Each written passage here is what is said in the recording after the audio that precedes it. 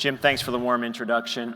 Thank you to NGA and to the USGIF. It's a privilege to speak here near the end of the GEOINT conference, following important remarks by friends and fellow defense and intelligence leaders. Deputy Secretary of Work, Director Cardillo, Principal Deputy Assistant Secretary of Defense Whalen, NSA Director Admiral Rogers, Director Sapp, and the DNI Jim Clapper. They've covered rich and exciting new ground, and conversations here over the last few days have really begun to illuminate the exciting and impactful way forward for innovation in GEOINT. I want to also acknowledge in front of this audience of friends and partners the long service and innovative contributions of Dr. Mike Vickers, who retired from federal service last month after serving as Undersecretary for Intelligence at DoD for 4 years, and whose vision we carry forward across the Defense Intelligence leadership team.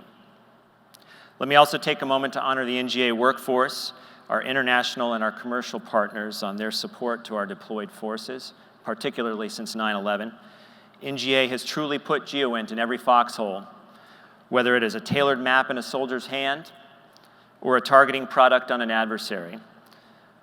With over a decade of volunteer deployers positioned across the battle space, NGA has been a critical partner to our coalition's successes. So have all of you in this room, Team GEOINT. As DNI Jim Clapper said this morning, quoting the President, "You can all take pride in your service." As the Acting Undersecretary of Defense for Intelligence, I'm responsible for shaping the application of intelligence to military needs. I serve as the Secretary of Defense's Principal Intelligence Advisor, oversee $18 billion in military intelligence program funding, as well as other related capabilities in the battle space awareness areas, and shape a 110,000-person civilian and military workforce. As part of the process of summing up the last few days, I will, with my remarks, discuss two things. First, remind you again of the strategy that currently is guiding the Defense Department, and second, recap how these strategic views are driving a transformation in defense intelligence capabilities, positioning GEOINT for a significantly powerful impact for the warfighter through persistence, resilience, and innovation. Now, over the course of the symposium, every speaker has reminded us that the geostrategic landscape is complex and challenging. Our potential adversaries are investing in more sophisticated capabilities and seek to frustrate our military's traditional advantages, including our freedom of action and access across all warfighting domains. In the face of that landscape, Secretary of Defense Ash Carter is pursuing 3 priorities: addressing major political military challenges of today, taking care of the force, and pressing for innovation to build the force of the future. Defense intelligence capabilities are key to these priorities. In Deputy Secretary of Defense Bob Work's kickoff speech for this week's conference, Secretary Work described how the department is deliberately applying our military power to key challenges today, while we press hard for the innovation that will preserve our strategic comparative advantages in coming decades. Bob Work told you Tuesday that while the United States retains enormous absolute power, the next 25 years will see its relative power decline as we enter a more multipolar world where U.S. global leadership will be increasingly challenged. That the margin of technological superiority we have enjoyed for the past 25 years is steadily eroding. That competitors are searching for gaps they can exploit, and that they have focused on our space and intelligence systems as potentially vulnerable centers of gravity. So as we continue to prosecute key operational missions today, countering terrorism, countering instability, we also see as a department, as an intelligence community, that we will have to be prepared to deter aggression and, if called upon, conduct military operations on a significant scale, increasingly in a denied environment against so-called anti-access area denial capabilities of potential adversaries. So what does this actually mean for the defense intelligence capabilities and GEOINT capabilities we want to field? Under this overall strategic approach, we've laid out detailed strategies and investment plans for preserving and growing key capabilities that make up our strongest advantages, including in special operations, in power projection, in cyber defense, and central to our national security advantage, in intelligence and in space, in many ways, our first line of defense.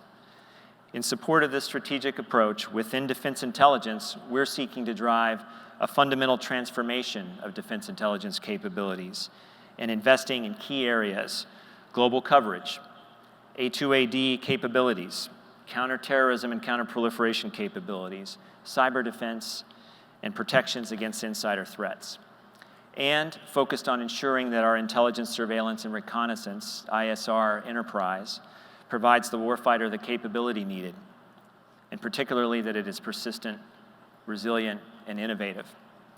The future defense intelligence challenges are extremely complex and rapidly evolving, but generally will require two fundamental types of intelligence support to operations.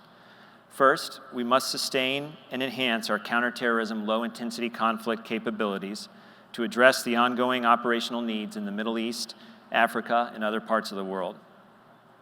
And second, we must ensure that intelligence, surveillance, and reconnaissance capabilities are available to support potential conflicts against nation states or near-peer competitors, including ones that might be fielding very capable anti-access area denial capabilities. Now, the technical requirements and investments needed for these two types of defense intelligence capabilities are quite different, which poses serious challenges in a budget-constrained environment. GEOINT is a critical part of both, and I'd like to discuss each in more detail. Today, the highest demands on our defense intelligence come from counterterrorism and related operations. Our capabilities supporting special operations, partnership building, and coalition operations of various types are focused on an integrated GEOINT, mostly full-motion video, tactical SIGINT, open source, and HUMINT set of capabilities. Most of the GEOINT and SIGINT capabilities can be employed in a permissive or semi-permissive operating environment, which reduces the cost of individual platforms, but the nature of the threat drives a need for extended persistence, which increases either the number of platforms or their on-station time. As an example, the highest profile ISR capabilities, but not our only assets, in this category are the MQ-1 Predator and the MQ-9 Reaper UAVs operated primarily by the Air Force. We currently plan to sustain a force of 60 Air Force Combat Air Patrols, or CAPs, and 16 Army CAPs, augmented by renewed production of Navy sea-based MQ-8C Fire Scouts. A critical part of this capability is the GEOINT enterprise, including an extensive NGA and military service ground processing, exploitation, and dissemination system. When looking to ensure ISR is available in the event deterrent fails, and we need to engage in high-end conflicts against nation states, we face a different set of challenges. Defense intelligence must provide capabilities to overcome those threats, to ensure ISR is available, to ensure our forces have what they need when and where they need it. Key among the operational challenges we would expect to face are anti-access strategies that focus on counter-space capabilities, use of precision-guided, mobile, theater, ballistic, and cruise missiles to threaten or cripple our forward bases and naval forces, and the use of advanced offensive cyber attacks. Of great concern is the counterspace threat. As Deputy Secretary Work said on Tuesday, space must be considered a contested operational domain. Said another way, we find ourselves dependent on space capabilities that are increasingly vulnerable to the counter-space systems others are developing. In front of the Senate Armed Services Committee earlier this year, Director Clapper described the threat as follows. Threats to U.S. space systems and services will increase as potential adversaries pursue disruptive and destructive counter-space capabilities. Chinese and Russian military leaders understand the unique information advantages afforded by our space systems and services and are developing capabilities to deny access in a conflict. Chinese military writings highlight the need to interfere with, damage, and destroy reconnaissance, navigation, and communication satellites. China has satellite jamming capabilities and is pursuing anti-satellite systems. In July 2014, China conducted a non-destructive anti-satellite missile test. China conducted a previous destructive test of the system in 2007, which created long-lived space debris. Russia's 2010 military doctrine emphasizes space defense as a vital component of its national defense. Russian leaders openly assert that the Russian armed forces have anti-satellite weapons and conduct anti-satellite research. Russia has satellite jammers and is pursuing anti-satellite systems. The Department of Defense, in partnership with the intelligence community, is ensuring that our future space-based ISR capabilities, including GEOINT collectors, are resilient against these threats and will continue to provide support even in heavily contested conflicts. In essence, we believe our future space systems will need to be routinely designed to survive against various threats, just as our other air, naval, and ground systems have traditionally been. The second type of anti-excess threat is mobile theater missiles. We need capabilities that allow us to detect, track, and target these weapons and other mobile systems far better than we can today. This leads us to the need for persistent GEOINT, activity-based intelligence, and integrated space and airborne collection to a degree that we've never fielded in the past. 10 years ago, we attempted to work the mobile target problem in the Space Radar program, but we tried to do everything in a single satellite. We believe the future solution is an integrated overhead architecture, a system of multiple layers, tightly linked with airborne systems. Persistent GEOINT is key to effective tracking of mobile systems, be they ballistic missile transporter erector launchers, TELs, air defense units, mobile command and control headquarters, or ships at sea. Today, we have good ISR against fixed targets, but less so against mobile systems. The ability to stare or to rapidly revisit any region we are interested in can enable a much more effective ISR system for targeting mobile threats. However, not only do we need persistent GEOINT, but we also need the activity-based intelligence processing and the concepts of operations to fully leverage the sensors we field, whether they are in space or air. The IC is driving this trend towards persistence in ABI for the improved strategic and technical intelligence they can provide. DoD needs the same capabilities for essential wartime ISR detection, tracking, and targeting functions, which modern sensor technology and advanced processing can provide to this warfighting capability. Although not the only player, the GEOINT community will be the dominant force in building this new architecture, and we look forward to working with you on that. Finally, the third major anti-access threat is cyber warfare. Defending DoD's information networks is obviously critical to the GEOINT enterprise, ground storage, and processing infrastructure.